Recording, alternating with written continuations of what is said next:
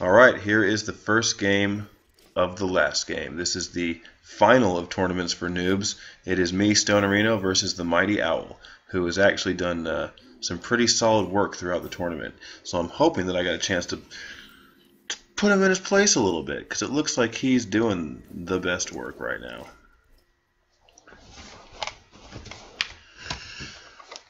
Depends on how good we get cards out here on the first few turns. And the Ooze is a strong card. I'm not entirely sure why I didn't pick one of those. I figured I just wasn't going to come up against a lot of a lot of actual weapons.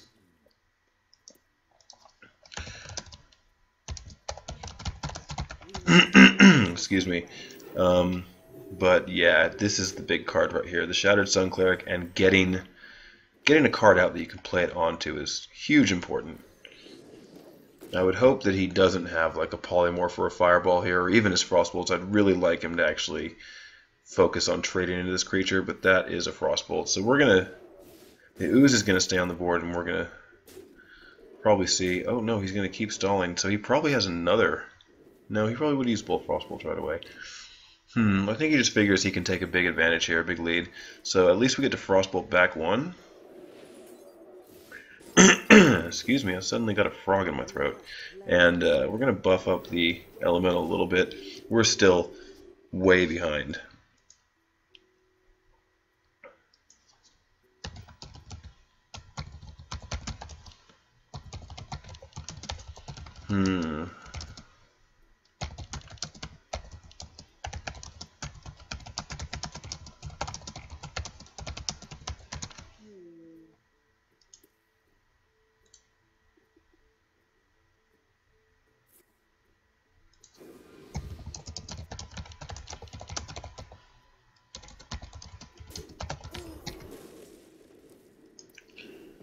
So what do we see there? We see a trade. How is this going to benefit me the best?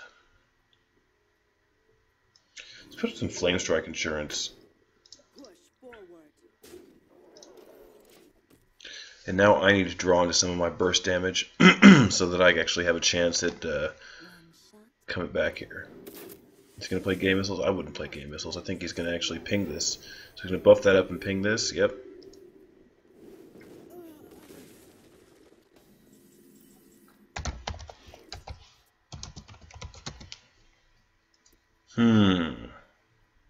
Turn 7. Do we do it? I don't think we do it. I think we do it like this. Can I get some spell damage buffing? I don't think. I think I have to save the extra 1 mana, or the extra 2 mana, just in case I need to ping this off. Nope, that will do that. Okay, so now he could. No, it's still not really a great Flame Strike spot. I mean, he's gonna have to. He's gonna have to take 8 damage one time from the Gurbashi Berserker if he does Flame Strike here. But if he doesn't, he's going to have to take 8 damage also. There you go. He's just going to polymorph it. And the Game Missiles.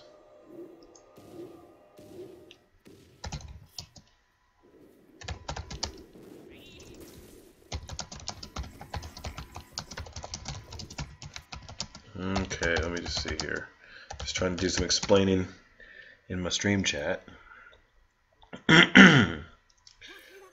Alright, we're just going to get both these out and risk him holding Flame Strike. It would hurt, but at least I'm moving cards.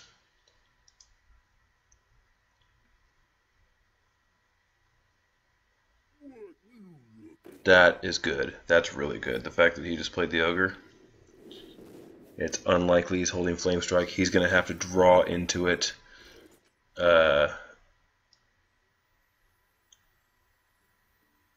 3, 4, 6, yeah, that works. He's going to have to draw into it to clear this board, and if he doesn't, I think we win on the next turn. 8, 10, yeah, we win on the next turn if he doesn't clear this board. No, that's Flame Strike. Give me the whoops, he gets Flame Strike and ping, and then I lose. It's going to suck. Well, I don't lose necessarily, but I lose my board.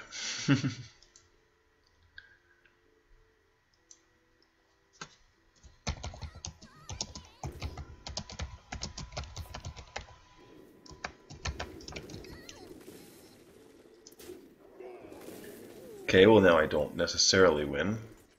6, 9, 10, 11. He doesn't have any healing though, so we're just going to put the pressure on now. If I draw like one other Frostbolt the next turn, it's over anyway. And I can win in 2 turns just by pinging.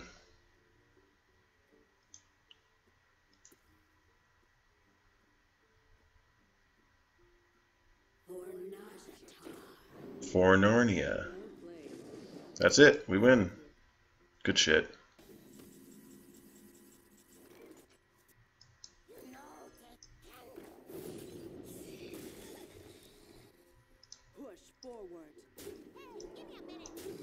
Frozen in the wind. Okay, so now I got 2 chances with my warrior deck.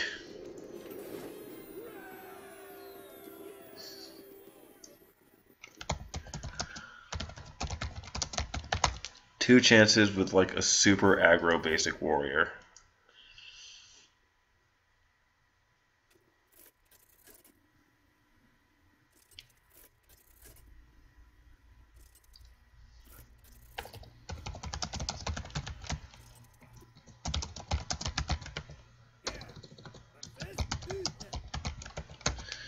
And he is switching to Paladin. I'm surprised he doesn't stick with the mage there, but I think that he feels like the Paladin is going to have more answers for the warrior. And turn 1 we have no play as usual. I noticed that a few of the players brought things like, what was it called? The Elven Archer and whatnot. They have a couple of 1-drops that, you know, allow for some early game play. And I feel that it was odd that I chose this card as a 2-drop in the Warrior deck as opposed to like Bluegill Warrior, which I was thinking of taking the Bluegill as a 2-1 charge. But I thought that the 2-1 charge, I mean, even though it's going to kill things occasionally, it was more likely to just go face. And it's so easy to kill that I preferred having the card draw mechanic just so that I actually had the option to, you know, on an early game curve to actually play this card and keep drawing, so I keep drawing into more options as the game goes on.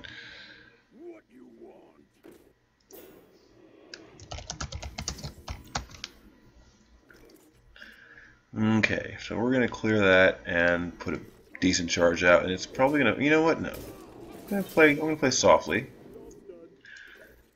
and just hit him hard all at once. Because he can concentrate, and we want to make a board that's like more difficult to concentrate, that he's not going to get great value from. So we're going to play this guy. And that kind of is some consecration insurance.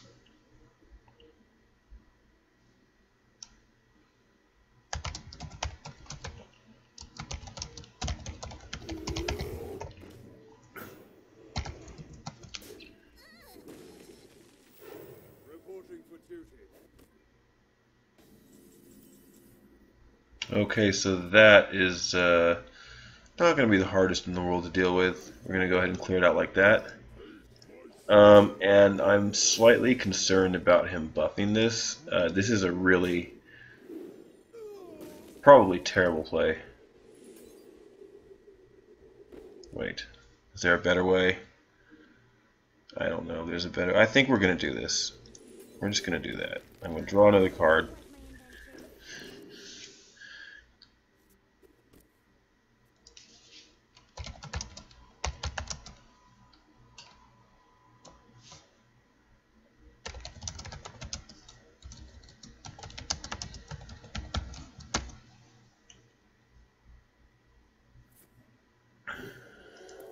Humility. This is what we saw in that other match where they cast Humility on the Gurubashi, and at the same time, I can still keep buffing him. I think he just realized that. Then we're going to go Senji, and we're going to go Charge and start pushing back.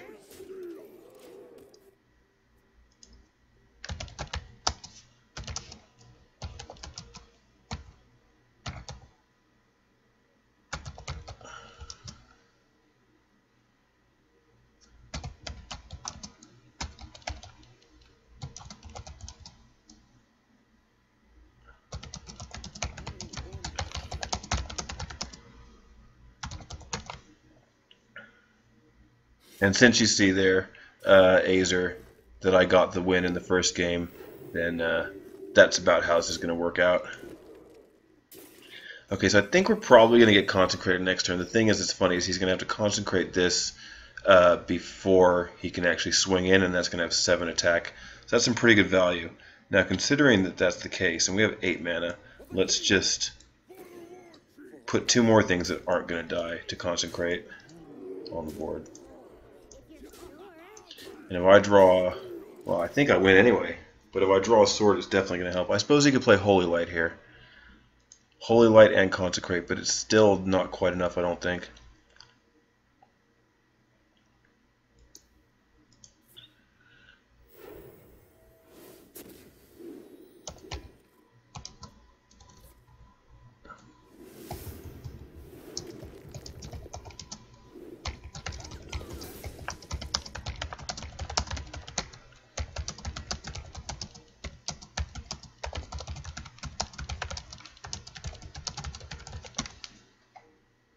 No, but I think that's it.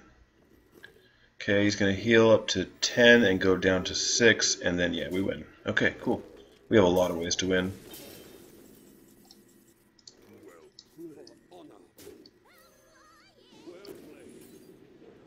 And that'll do it. Just so happens I managed to win the first Hearthstone for Noobs tournament for Noobs.